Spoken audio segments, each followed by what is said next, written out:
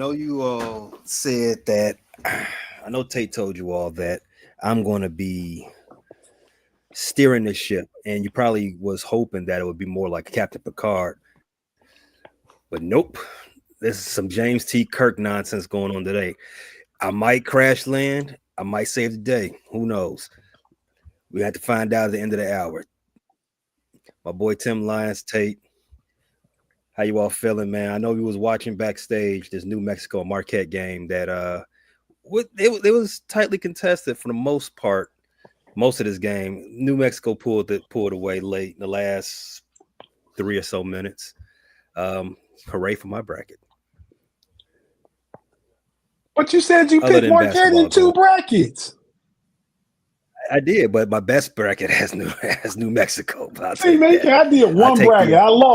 I lost with Marquette going down. See, that's exactly why you gotta do more. You gotta roll the dice. More bites of the apple. You get more chances, right? More chances to be right. But it's certainly you certainly gotta have a bracket of integrity. I mean, that's why 1 bracket's kind of the way to go. I mean, I get it.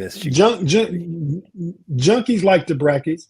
Big B Bronco, that's one of Big G's jobs during the show is to keep an eye on the comments. I was back and forth.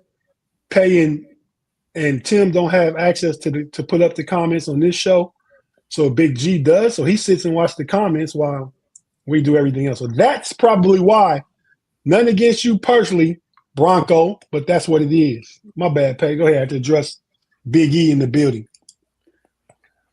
But no, this is basketball time of the year. But also, it is spring. Tim, what is? I'm gonna just throw you a curveball right off the back. Let me get a top 5 list of your best spring sports. Well, how about this? Not even just spring sports, best spring sporting. I wouldn't say activities, but events. In the spring? In the spring. Well, I'm gonna start off at number 1. My number 1 is opening day. Baseball opening day. Yeah, we used to make it a point to always go to every opening day game for the Seattle Mariners when if they were opening here, we'd go to the games. I love baseball. I grew up playing baseball. But I'm a big St. Louis Cardinals fan. But baseball opening day is my number 1. Trying to think.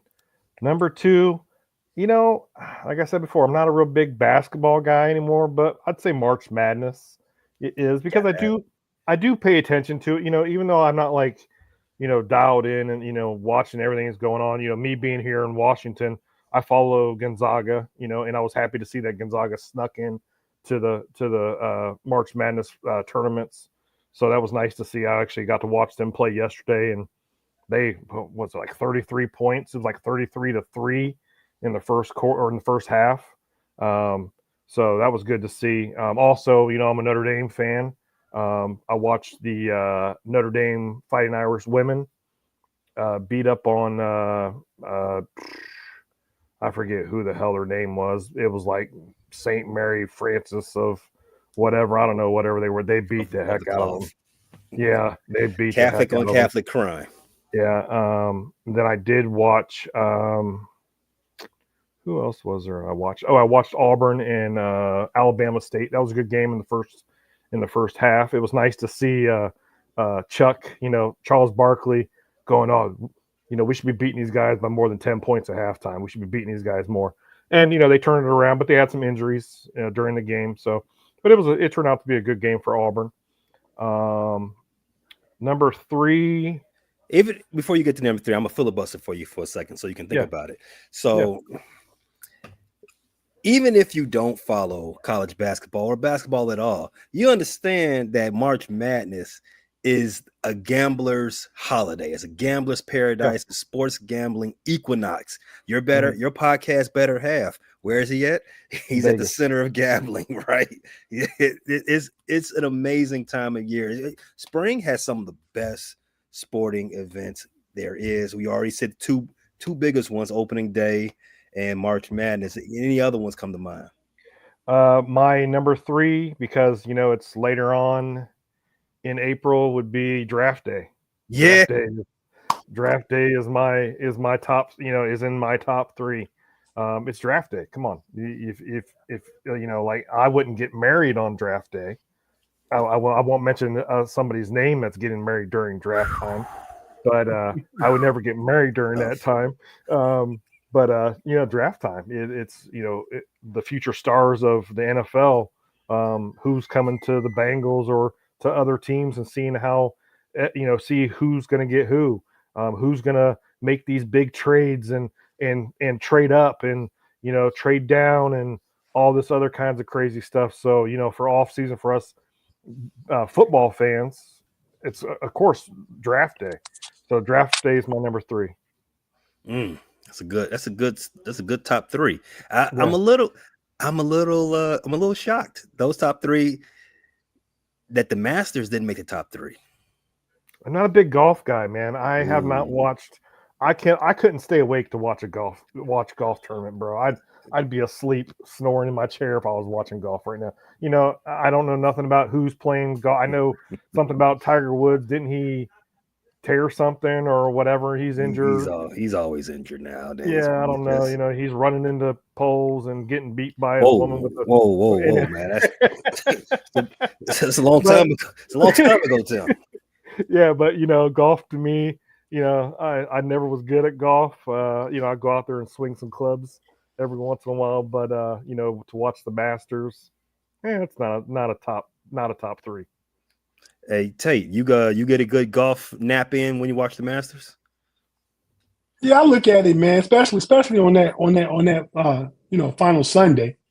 That's a thing. But not as much as I did when Tiger was viable though. Like Tiger had me glued to the sport. Just like I'm probably more apt to watch. It does make the top 5 though. And I guess my order would be March Madness 1. Opening day 2. I'll probably put the Masters 3. I'm gonna go. I agree with tonight, but I agree in the NFL draft. That Thursday, Friday, Saturday, Sunday, good content. And lastly, I'm gonna go to NBA playoffs. Yes. The first round of NBA playoffs is electric. You got all the best players, all the best matchups, and you got 2, 3, 4, sometimes 4 games a day. It's just back to back to back ball. No diddy. Woo. Tim, you did say opening day was your number 2 on your list, right? Number 1. Number one on your list. I'm sorry. Yeah. Let's spin the block there. Let's go down the lane and talk about some baseball. Yeah. So the reason why I like opening day, it's not as ballyhooed and as an event as opening night for football, or even opening night for the NBA, because baseball just doesn't portend that way, right? And we are baseball fans. We understand. We're good with it as of anyway. I like having a sporting event at 1 in the afternoon. That's perfect for me. Yeah.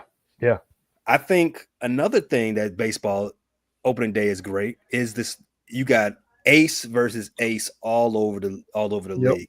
What's some of is any matchups you're looking forward to so far? If you've checked any of the coming up games, the day ones. I think the Cardinals open up against the Twins. Yes, I think so. I think it's who it is. But other than that, I really haven't looked in depth into it.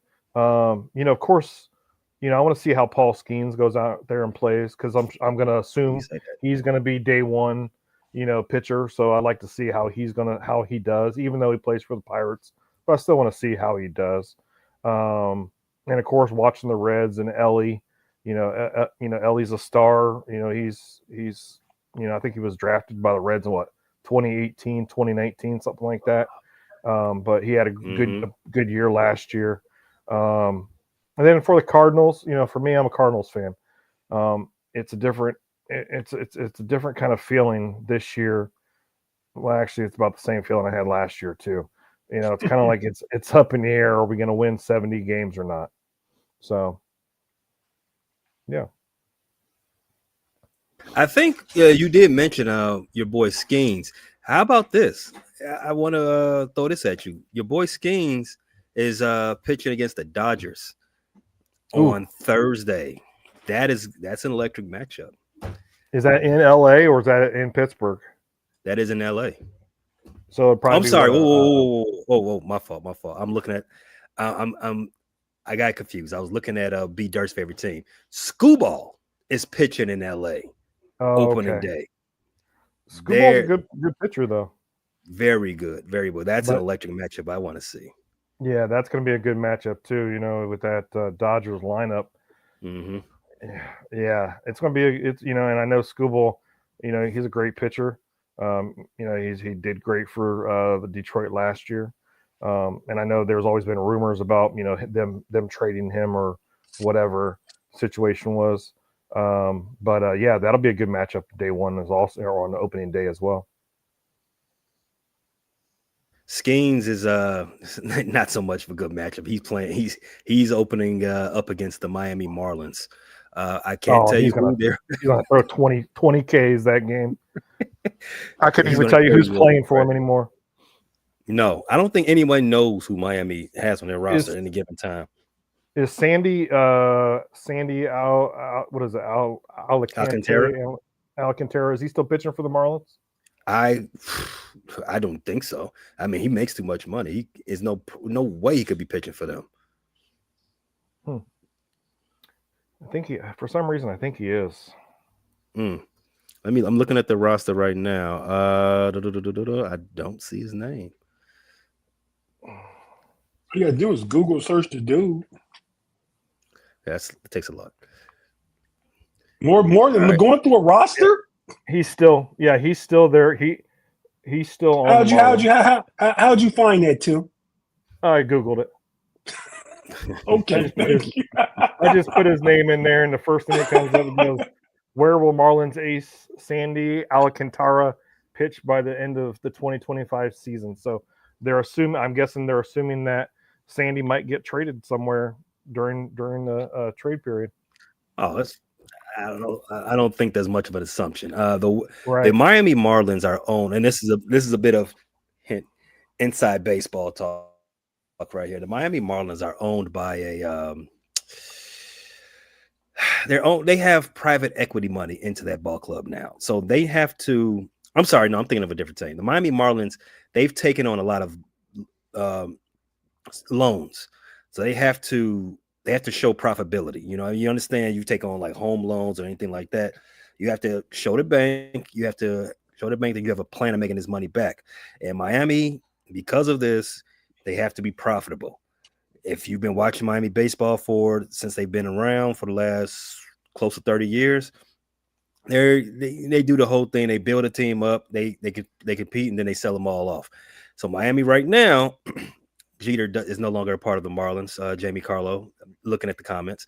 So Miami right now, I'm going to get back to the point. I'm going to try to finish this up. Miami, they're going to keep their payroll as low as possible so they can continue to produce a profit so they can pay off them loans. And that's a terrible way to have a sports thing. Just in my opinion, my 2 cents on that, which they don't really have to rub together.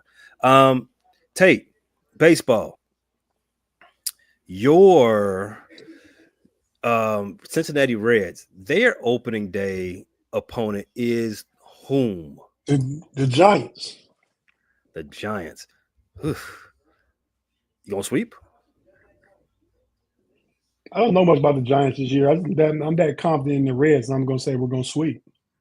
Nah, the Giants. I don't think the Giants are gonna be too much. The Giants are one of those teams that are they'll dip their toe in the water for the first half of the season.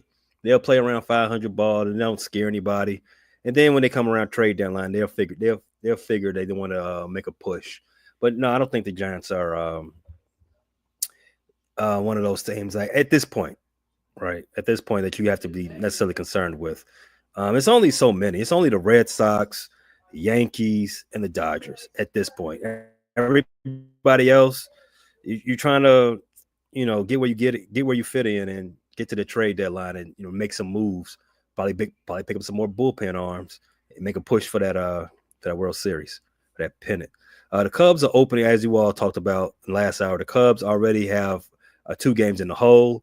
They are going to Phoenix Thursday to open up to help the Diamondbacks open up their season. They'll probably get beat up by them as well, and come back to Chicago winless, like down 5 games. I'll be happy if the Cubs come back to Chicago 2-4, but wow, hoping so. Yeah, they got a tough schedule to open up the season. The Cubs have a tough schedule, and it's hard for me not to believe that they don't have a 3rd straight season of starting slow and then have to use the whole season just to get back above 500, where they eventually crap out and don't make the playoffs by a couple of games. Something ridiculous.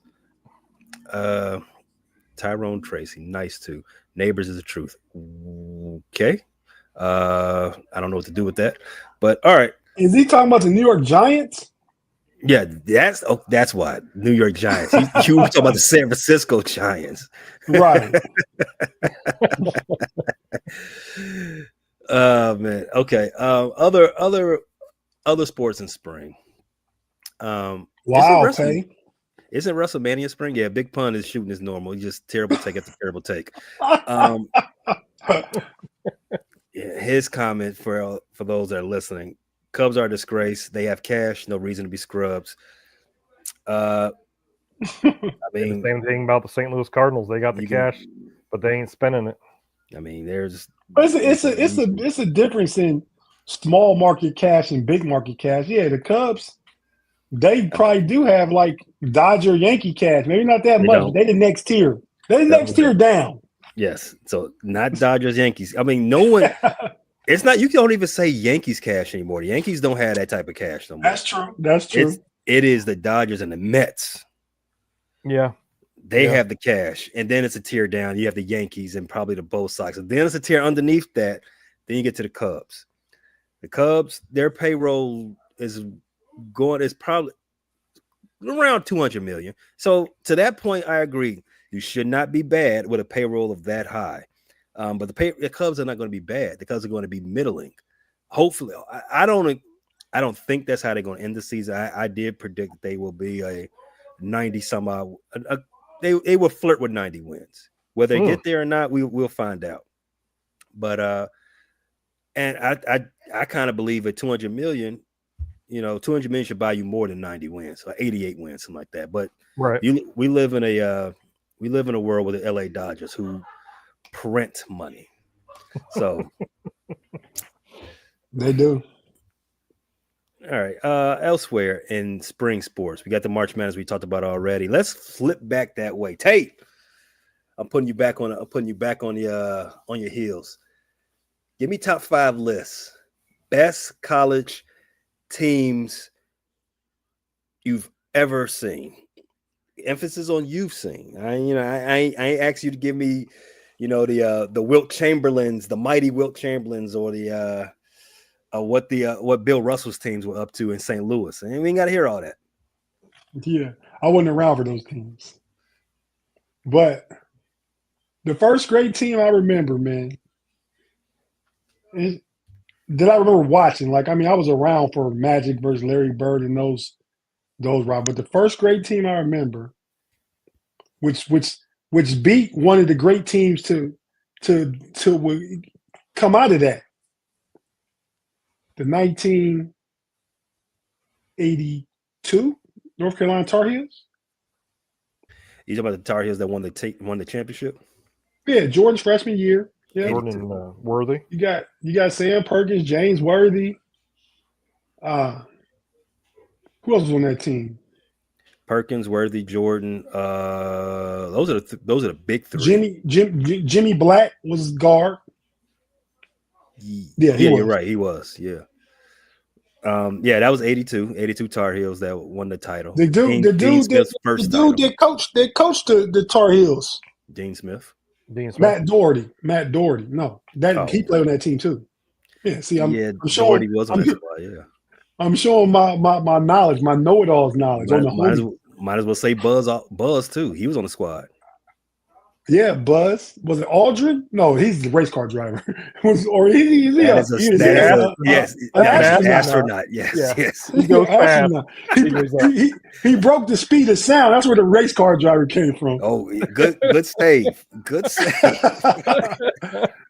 But Buzz, what was his name? Peterson. Right. He's also Buzz Peterson. Yeah. Jordan's first gambling buddy. First of the minute. So that team is one, and they beat an upstart Georgetown Hoyas with Patrick Ewing as a freshman. Patrick Ewing probably goaltended the first 3 or 4 shots that game. He did. I mean, he would just you couldn't. I mean, yeah, he was sending a message. Then the team after that, I'd probably. I'm assuming if this is the best ever, they have to have won it, right? I mean, up to you. These are the best that 5 didn't win teams it. that you like. Best 5 teams that you saw. Okay, so then I'll go to the. I go to the '84 Georgetown Hoyas. Did they beat Akeem Olajuwon? I think I know. They lost 85 to Villanova. I know Georgetown. They got one during Pat Ewing's time. 84. I think it was. Yeah, you're right. I mean, because Houston had lost 2 years in a row. They lost North Carolina State in '83. They lost to Georgetown in '84. Epic matchup: Ewing versus Olajuwon. But Georgetown also had on that team Reggie Williams. Who was their point guard on that team? That's Brad Daugherty, Jamie Carlo. You're close. You got the school right. Brad Daugherty is a NASCAR announcer. You're right. You're close. Yeah, it's understandable. Just like breaking the speed of sound made me think he was a race car driver. That's not.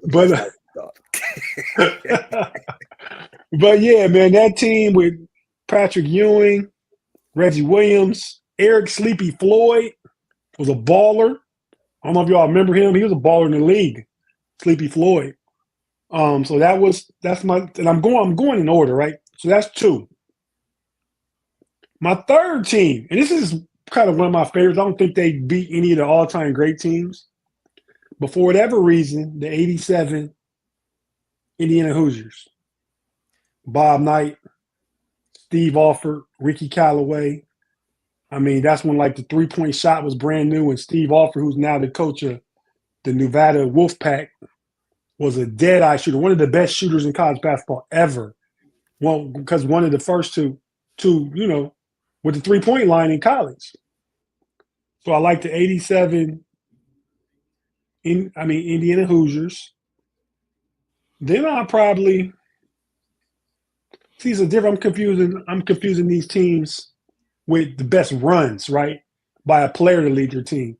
But so all-time teams, and they won one. I got to go with the UNLV Running Rebels. I was waiting for you to get to them. Great. Yeah. I mean, they won one, and they lost one against.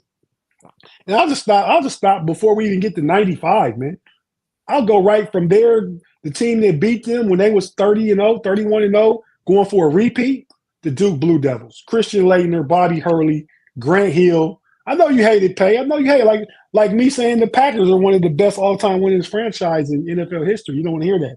But yeah, the Duke Blue. I gave North Carolina one of the first 5.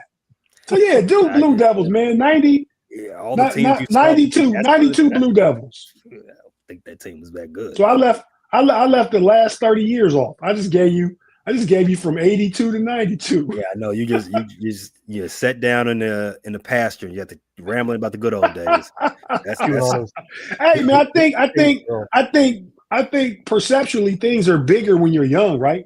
So I was young. I really remember those things. I remember being on the floor at my grandmother's house in front of a big floor model TV, watching that Georgetown, North Carolina game, just like sitting in close up in front of the TV laying on the carpet, just looking right at it, man. That's how I remember Patrick Ewing goaltended the first 3 or 4 shots of the game. I mean, so I think things seem bigger when you're young, so those things stand out more. What you think about his list, Tim? I think it's a great list, with the all-time, NBA greats that were included in there. It's a good list. Like for me, like I wasn't really into college basketball very much, but I know in the 90s when the Fab Five, those that was a team that I was, I would put up there in one of those lists. UNLV, of course. Michael Jordan and James Worthy and Perkins. Of course, you got those. But other than that, I think he did. It's a good list. Yeah, Tate's a little bit older than me. He's a little bit older, so he you and B Dirt the same age? Yeah, we're the same age. I got an idea. So yeah, but basketball for me, I think the only basketball I still really started watching was during the 90s, during the Fab Five times, because Brandon and I are such good friends, and going up to Michigan to baseball camp and stuff, and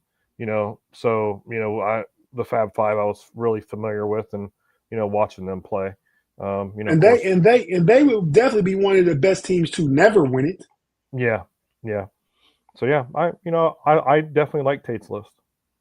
It's kind of like football. The Fab Five, their freshman year, put Ohio State out when they were really good with Jimmy Jackson and Lawrence in the Elite Eight. We had plans on going to the chip, and them young freshmen ruined it. Mm-hmm. Yeah. And I'm sure, Pay, you probably have some North Carolina teams in there. I'm probably guessing with like some Jerry Stackhouse or, some NBA player. He said best ever could be his but best. He's got his bias. Come on. He's smiling. Right. He's smirking. I'm not wrong. He's smirking. They didn't win a chip. Wallace or Stackhouse didn't win a chip. I know, but I'm sure he's got Vince Carter didn't either, did he? No. Yeah, okay. But that wouldn't be neither one of those teams would be on my best top 5 list. In fact, I give you my top 5 list. Number 5.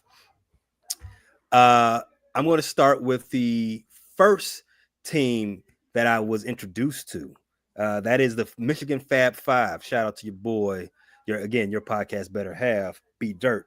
That team is what they were rock stars, right?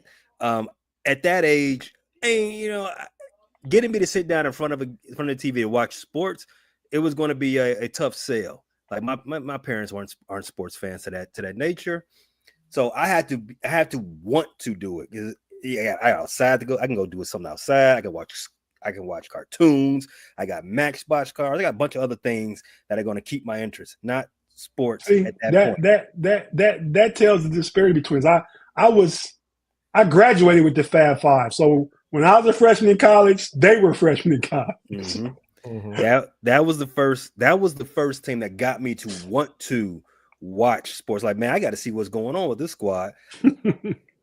But the first player that made me want to be involved with sports, maybe like sports, was Michael Jordan.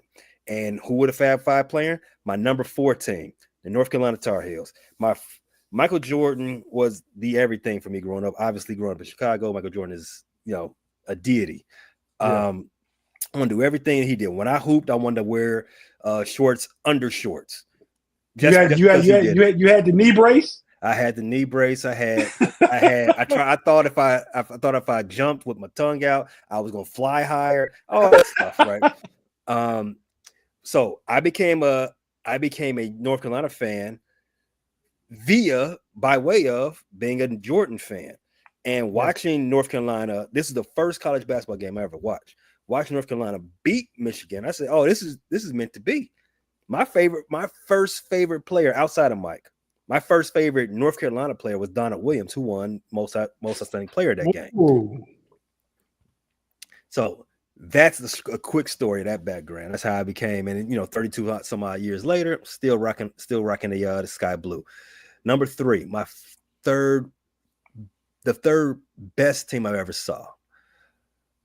This one's tough. This will be the Illinois Fighting Illini of 2005. I think Here you go, Flying Illini. The Flying Illini of 05. I think they started the season 30-1, something like that. They went to the tournament 31, if I'm not mistaken. They had one of the greatest college basketball games you'll ever see. Well, at least one of the best tournament games you'll ever see. That game in which they had the furious comeback against Arizona. I think that was an Elite Eight.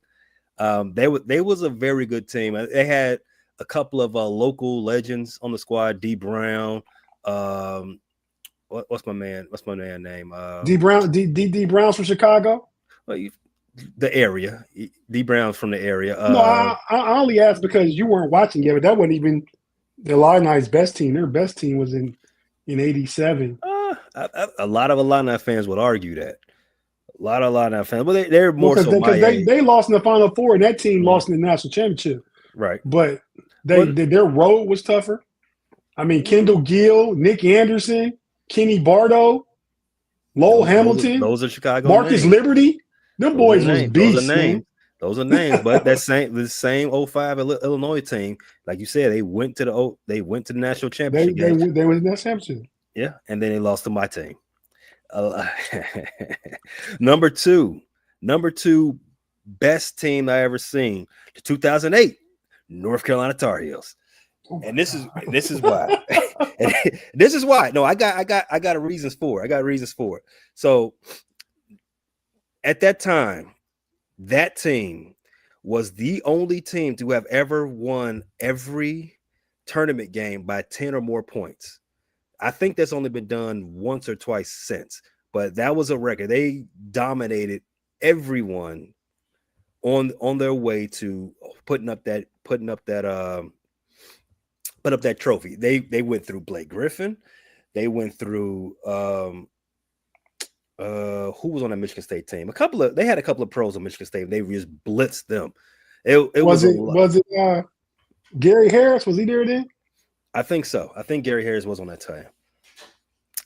But yeah, that was the second best team. And here's a shocker. My number one best team I ever seen from a men's college basketball, 2001 Duke Blue Devils.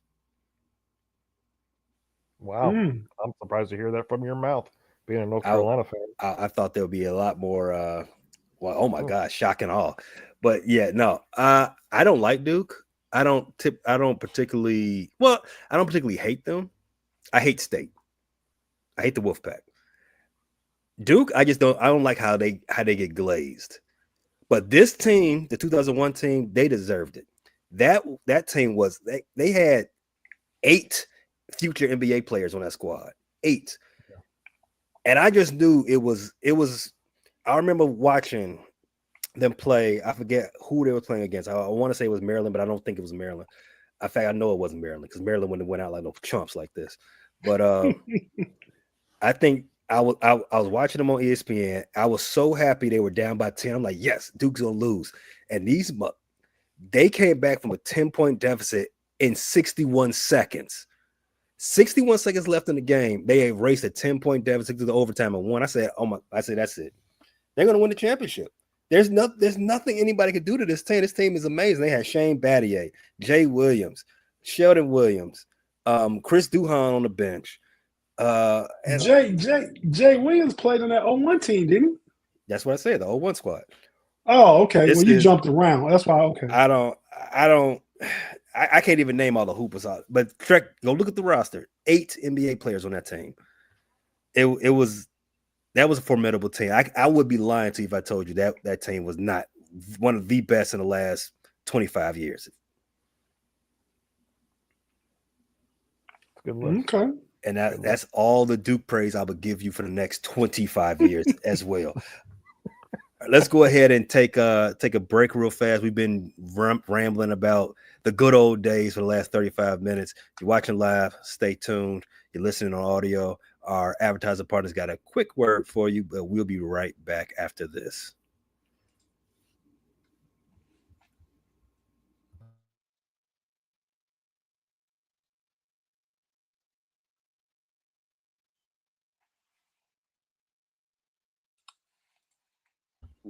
Tim, are you a wrestling fan? You know, I can't believe you're bringing this up. I do. I watch. I usually watch the main events. Like Royal Rumble, WrestleMania, SummerSlam. I don't watch wrestling all the time. Because when I grew up, I was watching the NWA. With Ole and Arn Anderson and Ric Flair and Sting came out and Hogan and Andre the Giant and Macho Man Randy Savage. But I do partake in watching the main events when they come on. I'm surprised WrestleMania, who is another spring sports event, surprised I didn't make your list. WrestleMania, I will watch it. Trust me. It's not like, like my wife makes fun of me for watching wrestling because, we all know it's fake. Come on, it's staged. It's fake. But you still have to be, an athlete in order to pull off the stuff that they do. There's been matches where I was watching, I think it was like Kevin Owens and Seth Rollins were fighting a ladder match one time, and they're tossing each other on these ladders. I'm like, you know what? This crap might be fake, but that hurts because you saw red welts all over their backs from being thrown in the ladders. We've seen some crazy stuff. But yeah, WrestleMania, I will definitely be watching it. I will not miss it. Like I said, I watched SummerSlam, WrestleMania. What's that one that they do in India or I think it's India. I don't know where it is. Dubai. I think it's Saudi. Yeah, Saudi Arabia. Yeah. I do. I watch all the main events. It's it's entertainment to watch, and I know it's fake, but it's still fun to watch. No, I mean the storylines. I'm gonna ask you because I haven't watched wrestling in a while. But are you more of a storyline guy? Are you more for the choreography?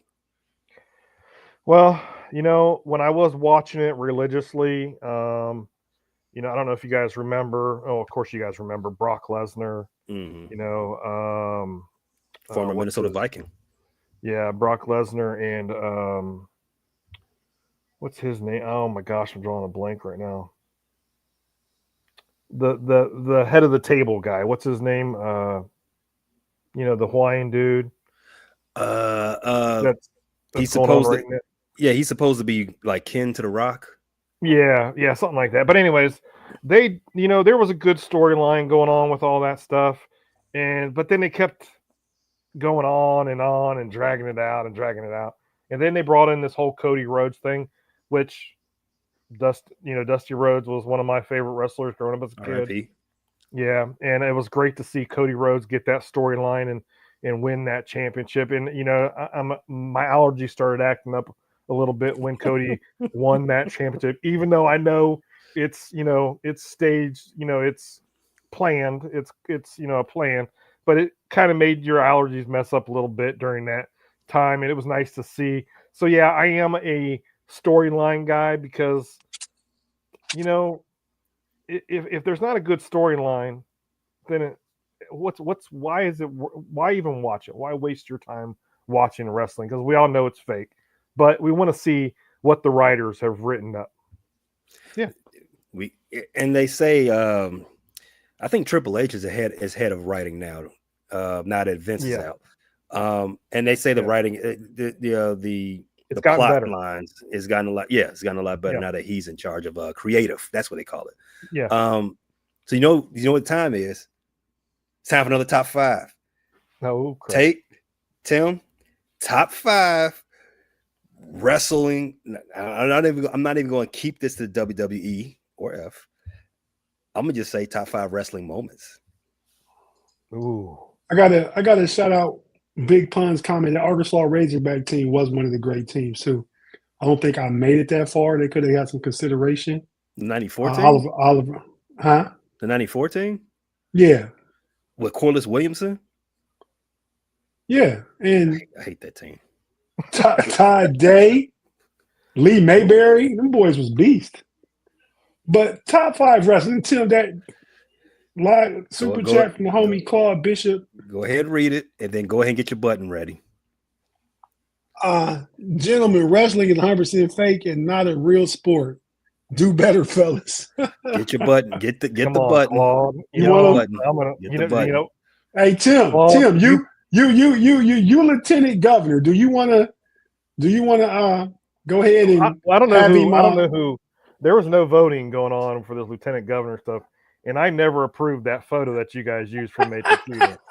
But even though he paid, you know what? He paid $5 for that comment. And yes, Claude, we understand that it is 100% fake and it's not a real Well, sport. that's that, Tim and said that's why it's Matrix worthy. You said 2 or 3 times it's fake. He said it 37 times. Yeah, Like, you didn't need you to point it out. I did. $5. That's $5 cover charge. Matrix. Go.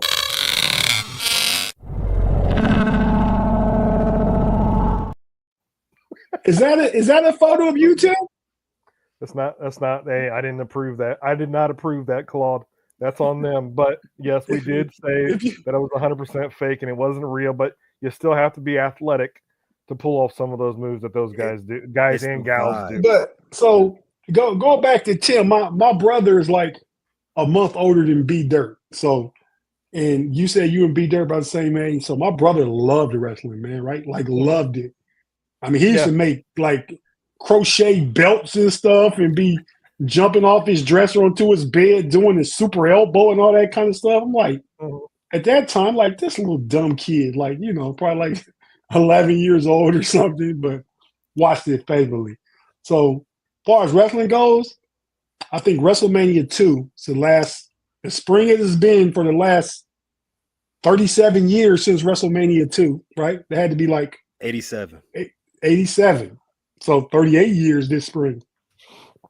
Last time I really looked at any wrestling because Hulk Hogan versus Andre the Giant. My favorite wrestlers, my top 5, I got to go, and I go back like you, Tim.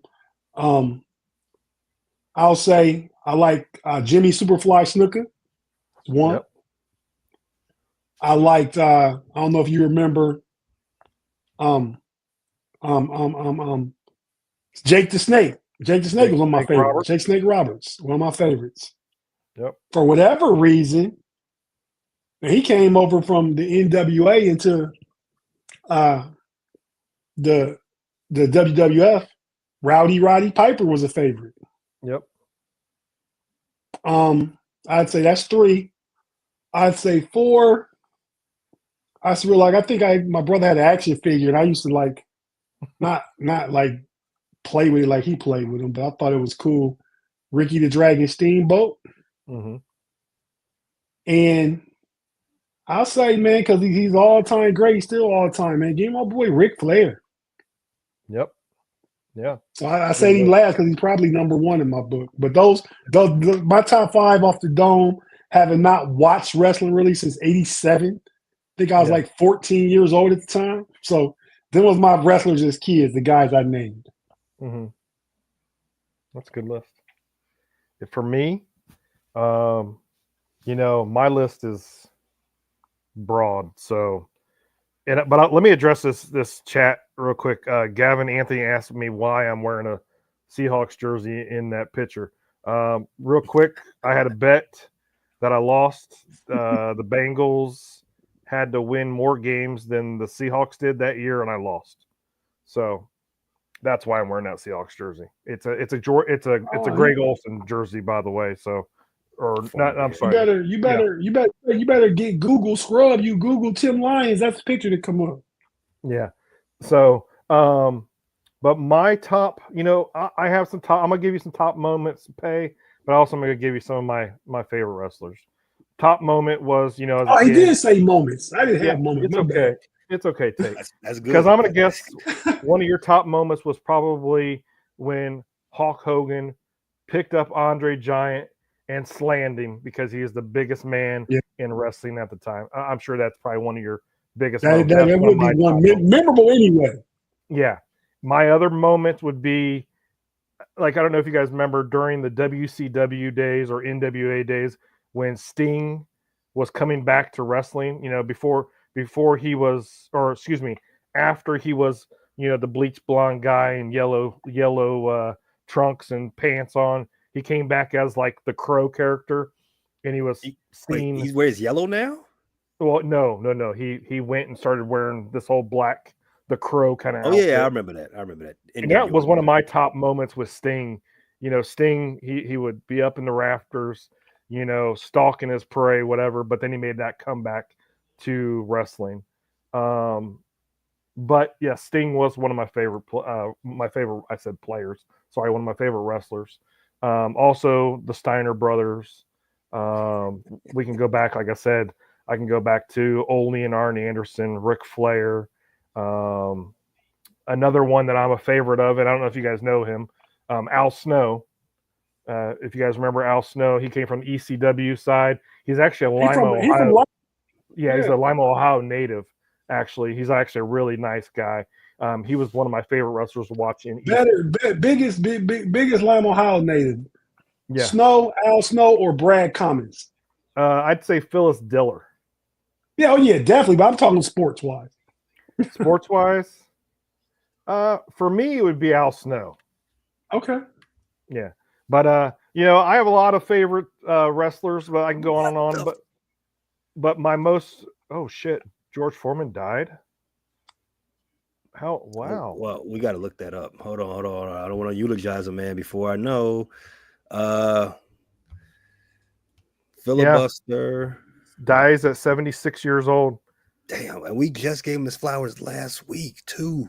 Yeah, wow. He just passed away. That's too bad. Who posted that?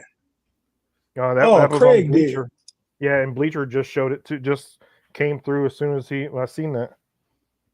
Wow. Yeah. Wow, George Foreman. Rest in peace. No doubt.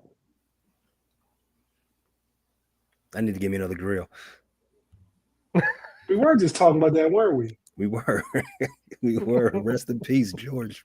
Big George. Well, I mean, all his kids are named after him, so yeah. His name lives on. Yeah, so his name is definitely going to live on. R.I.P. Wow. While we're talking about athletes in the ring, mm-hmm.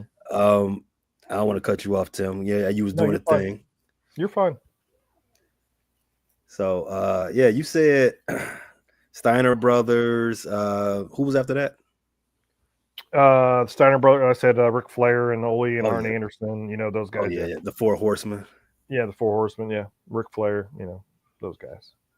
Ric Flair's the GOAT, right? Yeah. Oh, yeah. Oh, I think Ric Flair is the GOAT. I said that already too, though. Yeah, and you're right. Not my GOAT. I mean, but you'll hear my list in a second. Well, you got one more, Tim?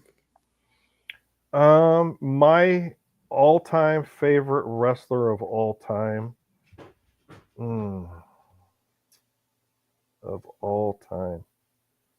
Go ahead and say it. Come on. I'm gonna say The Undertaker. Oh, I thought you were gonna say Billy Kid. No, I'm gonna say I'm gonna say The Undertaker. His storylines, throughout, and I'm not saying that he's, The Undertaker. He won how many WrestleManias or whatever in a row before he actually, was finally defeated. But his storylines were always great, and I remember watching The Undertaker as Mark Green in the NWA.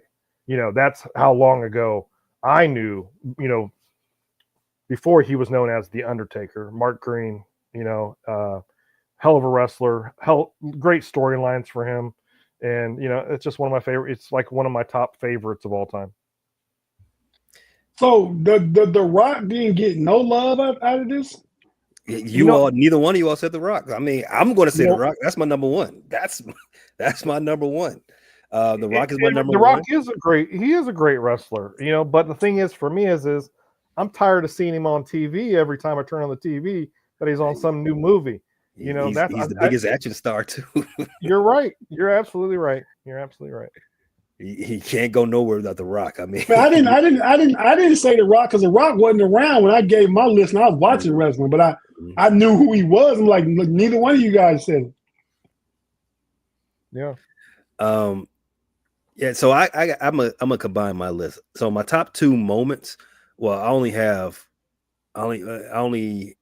really. I got two top moments, so I can't make a top five list. SummerSlam of '96 when Hulk Hogan turned heel, and the NWO was formed. Yeah. That was a big moment. The other top 5 moment was Stone Cold Steve Austin, who's on my top 5 list, when he surprised Vince McMahon in the hospital. And And beat the brakes off of it. that was funny. also when The Rock threw him off the bridge, that was another big moment for me. Yeah. My top 5 list of wrestlers in no particular order. In fact, no. Number 1 is The Rock, and everybody else is tied for number 2. Stone Cold, Shawn Michaels, Yeah. Goldberg. I know that's controversial. I was Yeah. a big WCW fan, and Goldberg was a shit though. Yeah, he was. He had Riz. He had, as the young kids kid, Riz, and Billy Kidman. Yeah, Billy Kidman. Yeah, that was my boy. He was a weasel. I never really liked his character. Don't get me wrong, good wrestler, but he was just a weasel. I really never liked him, even when he was with the NWO. He was a weasel. I mean, going for that cruiserweight division, Rey Mysterio was always the best, but it was just something about how they propped up Billy Kidman. Like, you know what, I mess with him. Good list. Yeah, that was funny. All right, so that's 4 spring sports events. We talked about basketball. We got baseball in there. We even fit WrestleMania in the conversation. But we're all amped up for the mother of spring events, and it's going to be B-Dirt's wedding.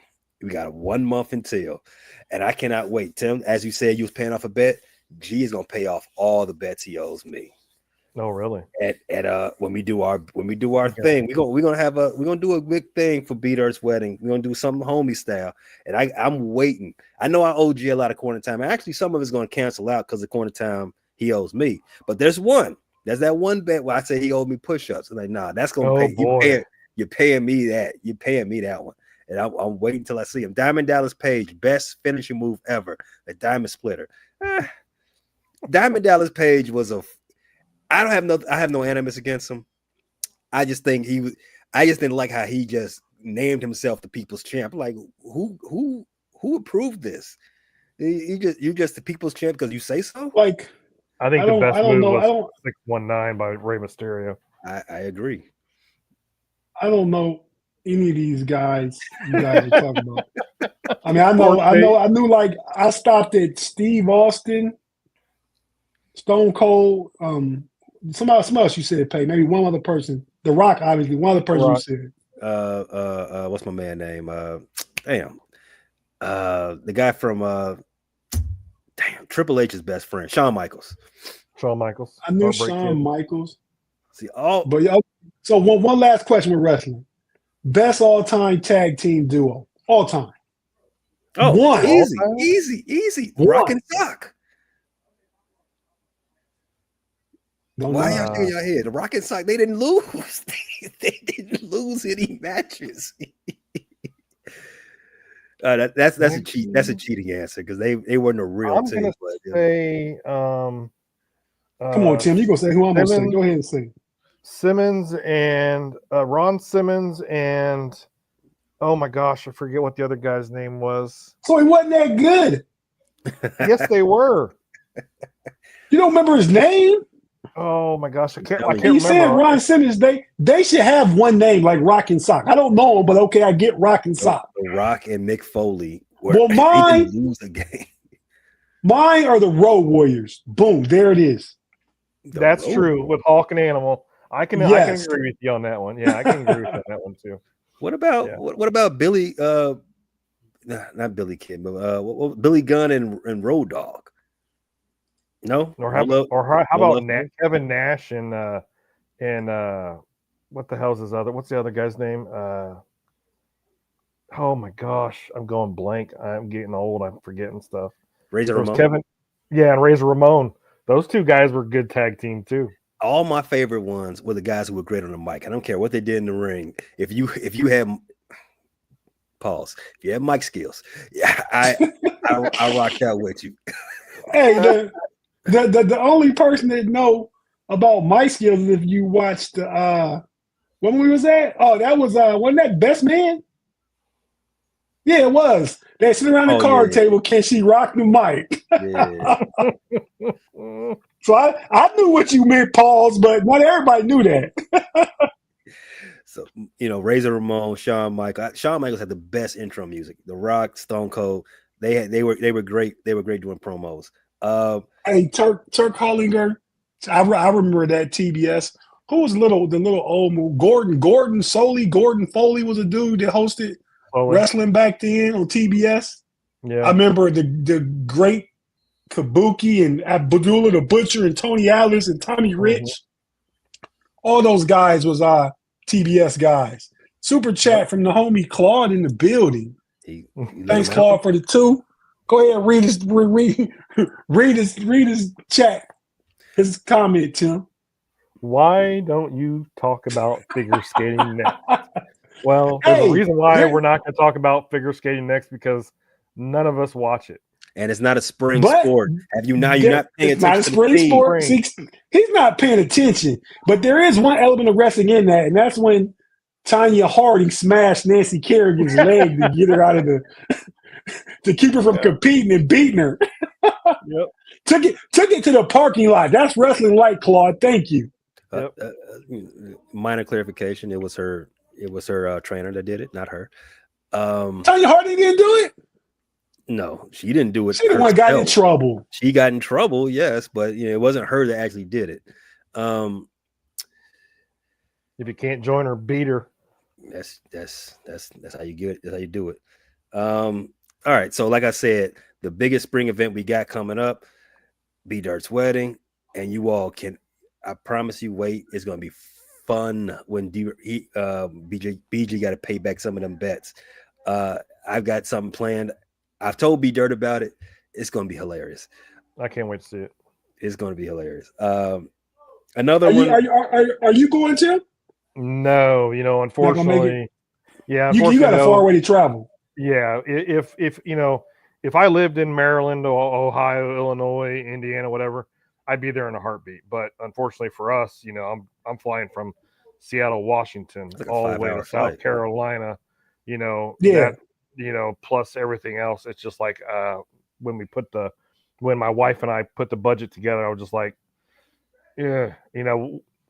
we kind of wish he went to Vegas and got married, and then we'd meet him there. But I'm happy for him. And I'm glad you guys can be there to support him.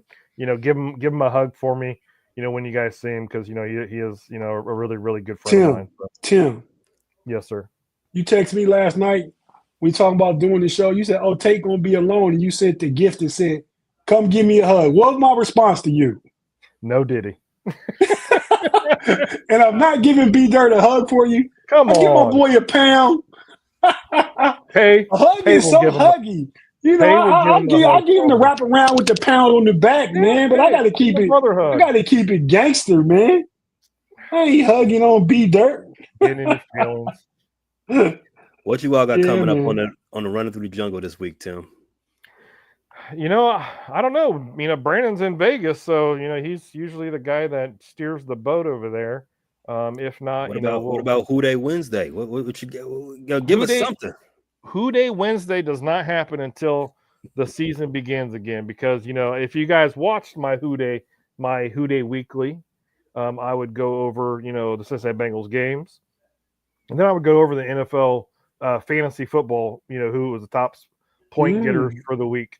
But I might change that actually this year, because I know it was kind of long-winded a little bit. I know people probably were like, "Oh, geez, he's really just reading off stats." So it was something new. It was something that I was trying to get comfortable doing stuff by myself, because that's rough so early on. It is. It's hard starting off on your own. And if you've never done a podcast before, try making content with yourself and nobody else to bounce stuff off of. So it's a little hard. It is. Cool. Yeah. Everything you just said the last 15 seconds is a big no diddy. Try bouncing content off yourself, something else, and it's a little hard. All that.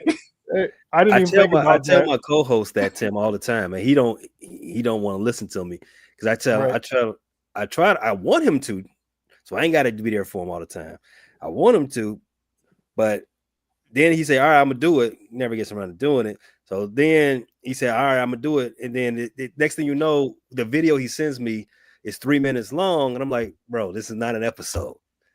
All right, put Claude in the Matrix. We got a whatever the hell this thing is called, a super chat. By far the worst overtime show ever.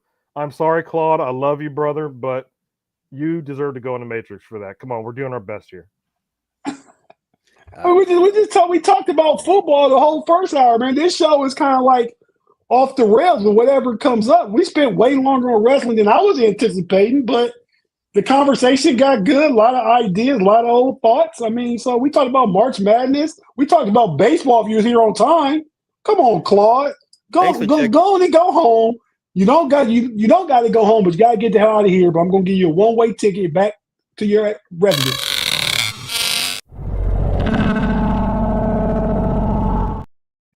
Thanks for checking in, at least, Claude. We appreciate you showing up for our nostalgia hour where we're talking about spring sporting events. Check the theme. It was all right. I appreciate everybody else watching. Check out Running Through the Jungle this week. They go live on Thursdays. They're gonna keep you abreast with all what's going on in Cincinnati.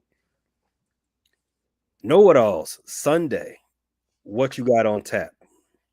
We're gonna talk some March Madness, man. Men and women's brackets. Got a special guest coming on. Used to play female collegiate basketball. Played at Old Dominion.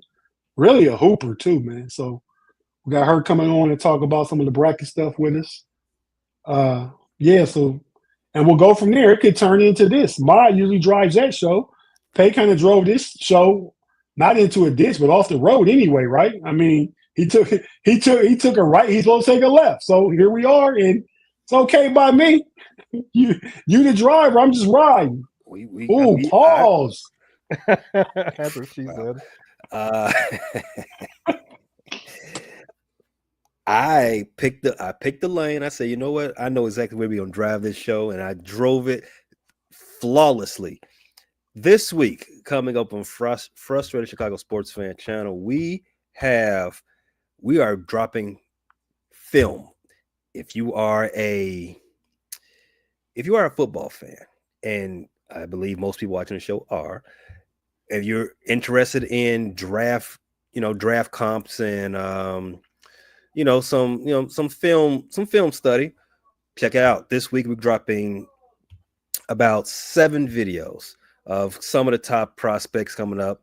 Most of them prospects are going to be players that are, Chicago Bears fans are interested in, but some of them, Chicago Bears can only get one of them. I'm sure a lot of these guys are going to be very interested in you. If you just love football, you might want to pop in, check those out. I just got done editing the Ashton Jonty and the Kelvin Banks tape. So be on the lookout for those. All right, fellas, y'all got any last words before we hit the bricks for the week? Claude's comment. A lot of hate. Ballroom dancing. I don't know anything about that, Claude.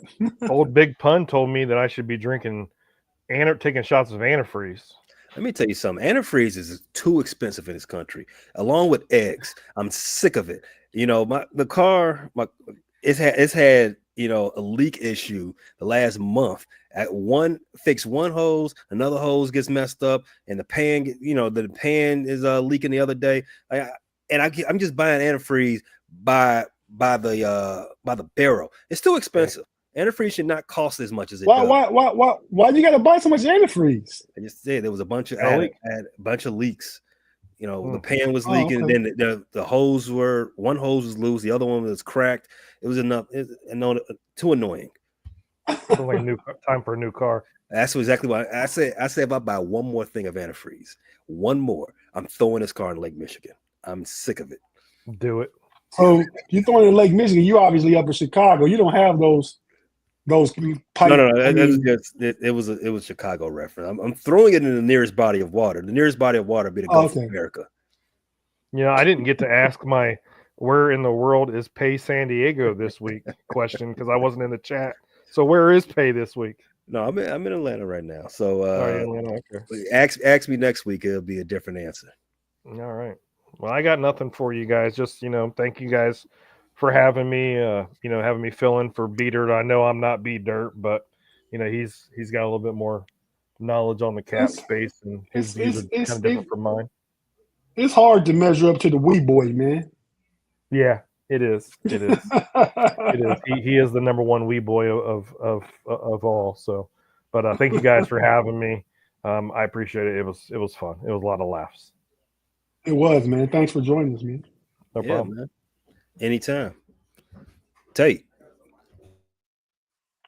Yeah, man. I don't have anything to really say. Check out the know-it-alls on Sunday. I just said what we be talking about. Big G should be back for that one. Shout out to Big G and his family. Praying for you, bro. I know you got stuff going on that, obviously you'll have taken care of by the weekend. Everybody will be happy to see you. I'm thinking, who knows what direction this would have went if G was hosting. Pay, you did a good job, chauffeuring us around, man. We appreciate you handling the shift, man. That's what a good coworker does, man. He picks up the slack when another team member is out. So thank you, sir. Appreciate it, guys. I did plan to end the show ranting about the biggest news I thought in this week was Jackie Robinson being taken off a certain website, but the vibes are off. I'll leave that rant for another time. Thanks you all. Thanks you all for watching, even including you, Claude. We appreciate all the super chats. Appreciate everybody's eyeballs. Be on the lookout for more episodes from all of us and all of our sister channels. Until next week, peace out. And we are out until next week. Mamba out.